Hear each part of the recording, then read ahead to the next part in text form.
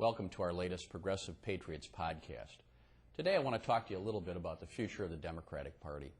I was, of course, very pleased to be reelected in 2004 to a third term as United States Senator from Wisconsin. It's a great honor. But that was a rough night for the Democratic Party. We lost the presidency and the vice presidency. We had hoped to get the majority in the United States Senate, but instead we ended up with only 45 Democratic senators and had nothing to look forward to for the next couple of years but a very conservative one-party rule in America. I was contacted by a lot of people saying, "Russ, you're one of the few Democrats left out there. What are you going to do about it?" So I created the Progressive Patriots Fund as a way to try to promote the candidacies of progressive Democrats all over the country. And I've been moving around the country, from Alabama to Pennsylvania to Colorado to Texas, to try to promote those kind of candidacies, with the goal of winning the House and the Senate this year and hopefully electing a progressive Democrat for president in 2008. But I think we've got to be clear that just winning the majority or winning an election is not enough. We have to stand on principle. We have to keep in mind that the Democrats were in the majority in the United States Senate when we went to war in Iraq and voted for the war in Iraq and passed the very flawed USA Patriot Act.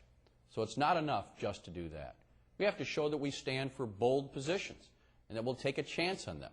For example, we should be talking about not just talking around the edges for health care or doing this or doing a little bit of that. We need to advocate for a national law guaranteeing health care for every single American. When it comes to education, we have to stand away from this very flawed No Child Left Behind Act. I was one of 10 senators to originally vote against it, and now it is driving our educators crazy.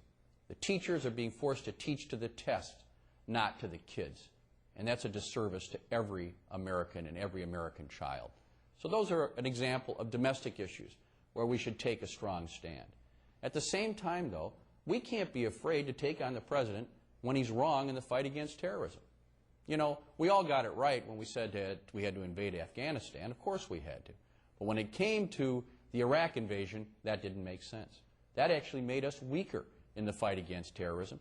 It became a hotbed for training terrorists to harm Americans, both in Iraq and around the world. I have called for a withdrawal of our American troops, the redeployment of American troops from Iraq, by the end of this year, and I will be fighting for that on the Defense Authorization Bill, because it is time to stop making the same mistake over and over again and to make sure that we actually focus on all the places that the people who attacked us on 9/11 are operating, not just Iraq. Finally, we have to say that the President has broken the law, that he has actually violated the Bill of Rights by illegally wiretapping American citizens and Americans in this country. That is just dead wrong. That isn't necessary in the fight against terrorism. He can legally wiretap under the Foreign Intelligence Surveillance Act, and I think what he's asserting here is an attack on our Constitution and our Bill of Rights, and that is why we must censure the President to make sure that we return to the law and be sure that this country keeps its form of government. So my friends, this is a golden opportunity this year. If we win this election with progressives, we can change the course of this country not just for 2 years, but for 10 or 15 years. But we will not do it if we try to have meek positions. We will only do it if we give the country a real alternative. Thank you for watching and listening.